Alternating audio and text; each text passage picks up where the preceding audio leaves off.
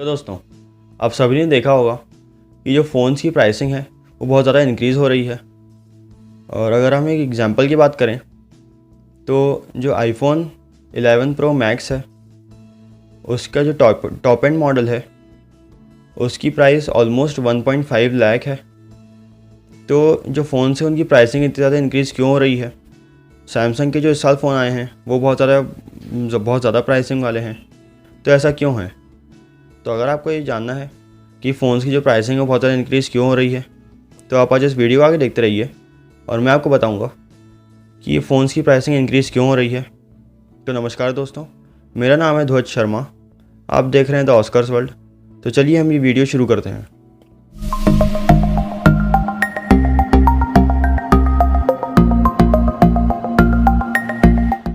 तो दोस्तों, अगर आपको जानना है कि फ़ोन्स की प्राइसिंग बहुत ज़्यादा इंक्रीज़ क्यों हो रही है, तो आज इस वीडियो में मैं 5 ऐसे पॉइंट्स बताऊंगा जिन वजह से फ़ोन्स की प्राइस बहुत ज़्यादा इंक्रीज़ हुई है इस साल। तो उसमें अगर हम सबसे पहले फर्स्ट पॉइंट की बात करें तो वो है चिपसेट। जो क्वालकॉम का जो चिपसेट होता है वो डे बाय डे इंक्रीज़ हो रही है उसकी प्राइसिंग। और कोई भी फ़ोन अगर किसी को बेस्ट बनाना है, कोई अपना फ़ोन चाहता है कि वो अच्छे से अच्छा हो, तो उसको क्वालकॉम का चिपसेट यूज़ करना ही पड़ता है, क्योंकि वो one of the best company है ये चिपसेट बनाने के लिए, प्रोसेसर बनाने के लिए। और सिर्फ उतना ही नहीं, इस साल क्वालकॉम ने जिन जिन को भी अपना लेटेस्ट चिपसेट बेचा है उसके साथ उन्होंने ये भी कहा है कि उनका जो 5G वाला मॉडेम है वो भी उनको ख़रीदना पड़ेगा, जो भी कंपनी लेटेस्ट क्वालकॉम का चिपसेट ले रही हैं, क्योंकि इस साल का जो प्रोसेसर है, जो क्वालकॉम का चिपसेट है, वो 5G के लिए केपेबल है। तो क्वालकॉम ने साथ में शर्त, अपन बोल सकते हैं कि उसने शर्त रखी है कि आपको 5G वाला मॉडेम भी ख़रीदना पड़ेगा। तो इसलिए भले ही किसी कंपनी को उनका फ़ोन 5G केपेबल बनाना हो या नहीं बनाना हो, लेकिन उनको 5G मॉडेम ख़रीदना ही पड़ता है। और इसी वजह से उसकी जो आपने देखा होगा कि जो साइज़ था वो बहुत ज़्यादा इंक्रीज़ हुआ है इस साल। जिसको भी कंपनी ने ये नया चिपसेट बेचा है, जिस भी कंपनी को, उन सभी के फ़ोन्स की जो साइज़ है वो बहुत ज़्यादा इंक्रीज़ हुआ है। और इसकी एक और वजह यह है कि क्योंकि जो लेटेस्ट चिपसेट है वो काफ़ी अच्छा है, बहुत एडवांस्ड है, तो इसलिए उनको एक अच्छी बैटरी भी लगानी पड़ती है साथ में। और क्योंकि उनने जो साइज़ है वो इंक्रीज़ किया है, तो साथ में ऑब्वियस सी बात है डिस्प्ले भी इंक्रीज़ करना ही पड़ेगा। और इसलिए जो डिस्प्ले की साइज़ बड़ा हुआ है, तो वो डिस्प्ले को भी पावर करने के लिए बैटरी की साइज़ इंक्रीज़ करनी पड़ी है और उसकी कैपेसिटी इंक्रीज़ करनी पड़ी है।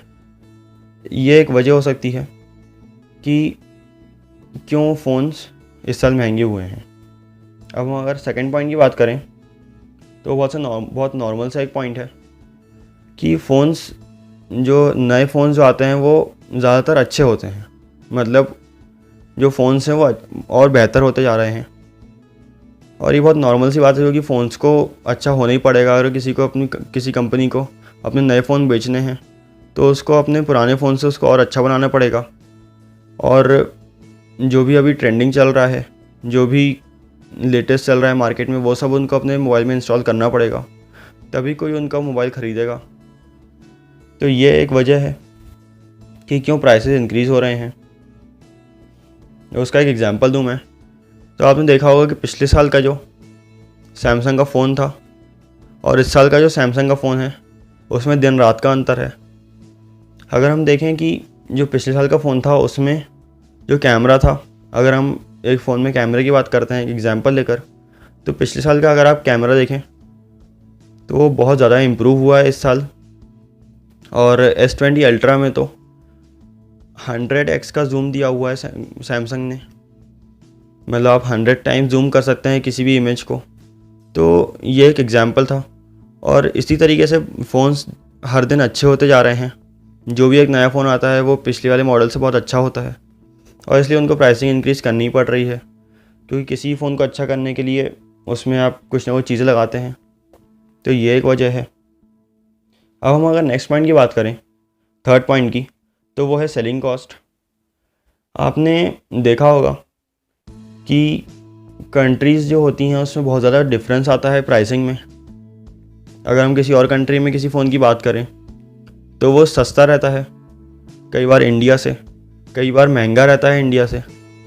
तो इसकी क्या वजह हो सकती है? तो इसकी कुछ वजह तो ये है कि जहाँ पे वो असेंबल होते हैं वहाँ से दूसरी कंट्रीज़ में भेजने के लिए जो कॉस्ट लगता है वो। फिर एक और पॉइंट ये है कि जिस भी कंट्री में एक फ़ोन बिक रहा है तो उस फ़ोन पर टैक्स भी लगता है, और वो टैक्स हर कंट्री में डिफरेंट रहता है।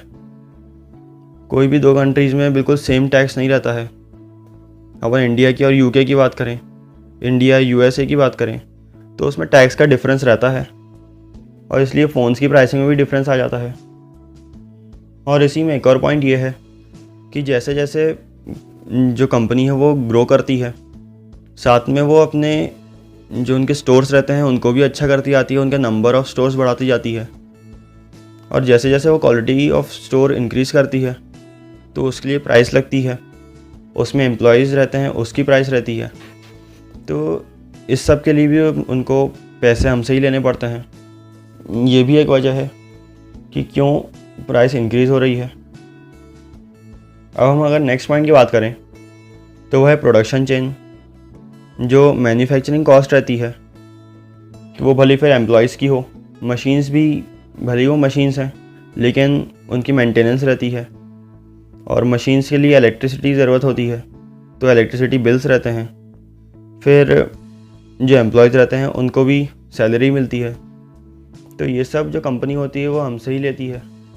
और जैसे जैसे कोई कंपनी ग्रो करती है तो उसके नंबर ऑफ़ एम्प्लॉयज़ बढ़ते जाते हैं और उनका प्रोडक्शन चेन इंक्रीज़ होता है। और इसी प्रोडक्शन चेन वाली एक पॉइंट में एक छोटा सा पॉइंट ये भी है कि जैसे जैसे चिपसेट जो है वो बहुत ही छोटा होता जा रहा है। तो अगर हम क्वालकॉम के लेटेस्ट चिपसेट की बात करें तो वो 7 नैनोमीटर पर बनाया गया है, और जो कि बहुत ही छोटी एक लेंथ होती है। और इतनी छोटी जब कोई चीज़ बनाई जाती है तो उसका फेलियर का चांस इंक्रीज़ हो जाता है। तो इसलिए जो नंबर ऑफ़ जो फेल्ड चिपसेट है वो इंक्रीज़ हो रहा है, और इस साल अप्रॉक्सीमेटली जो 30% जो चिपसेट थे वो फेल हो गए, तो उनको या तो फेंक दिया गया या रिसाइकल जो भी किया हो कंपनी ने। तो इसलिए जो चिपसेट जो उनको ख़रीदने पड़ते हैं, जो उनको प्रोसेसर, जो ऑल ओवर जो चीज़ें उनको ख़रीदनी पड़ती हैं, वो नंबर इंक्रीज़ हो रहा है उसका, और वो भी एक वजह है कि क्यों प्राइसिंग इंक्रीज़ हो रही है। और इसी में अगर हम बात करें कि कंपनी इस सब के बाद भी कितना कमाती होगी, तो हमें लगता है कि कंपनी बहुत ज़्यादा कमा रही है। कोई भी कंपनी का प्रॉफिट बहुत ज़्यादा रहता है।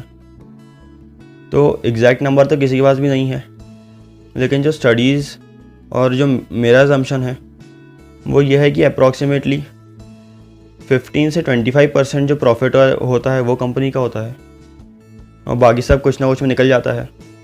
क्योंकि भले ही जो प्राइस है वो बहुत ज़्यादा इंक्रीज़ हुआ है, लेकिन उसके पीछे बहुत सारी चीज़ें रहती हैं, उसका प्रोडक्शन, और उसके बाद फिर कंपनी जैसे जैसे ग्रो करती है, जैसे मैंने आपको बताया कि उसके एम्प्लॉयज़ बढ़ते हैं। तो ये सब भी वजह हैं। और इस सब के बाद अप्रॉक्सीमेटली 15 से 25% तक कंपनी का प्रॉफिट रहता होगा, ऐसा मेरा असम्पशन है। थोड़ा बहुत चेंज हो सकता है, लेकिन बहुत ज़्यादा ऐसा कोई चेंज नहीं होगा, क्योंकि कंपनी का प्रॉफिट बहुत ज़्यादा नहीं होता है। एप्पल की बात अलग हो सकती है। एप्पल क्योंकि सारी अपनी चीज़ें खुद बनाता है, तो उसका प्रॉफिट डेफिनेटली हो सकता है कुछ ज़्यादा हो, या उसका ऐसा कुछ असम्पशन लगा नहीं जा सकता है। लेकिन एक नॉर्मल कंपनी की हम बात करें, सैमसंग की या कोई भी ऐसी इस टाइप की कंपनी की जो चीज़ें दूसरी कंपनी से भी ख़रीदती हैं, तो उन लोग के लिए अप्रॉक्सीमेटली 15 से 25% का जो प्रॉफिट रहता है यही रहता है। फिर अगर हम नेक्स्ट पॉइंट की बात करें तो वह है लग्जरी इफ़ेक्ट। क्योंकि आपने देखा होगा कि पहले जो फ़ोन्स आते थे वो पुराने फ़ोन्स को रिप्लेस करने के लिए आते थे, लेकिन अभी कुछ रिसेंट ईयर्स में जो फ़ोन्स हैं वो पिछले फ़ोन्स को तो रिप्लेस करते ही हैं, साथ में कुछ एक मॉडल ऐसे निकालती है कंपनी जो कि एक्स्ट्रा रहते हैं, जो लग्जरी आपको प्रोवाइड करते हैं, जो आपको दूसरों से अलग बनाते हैं।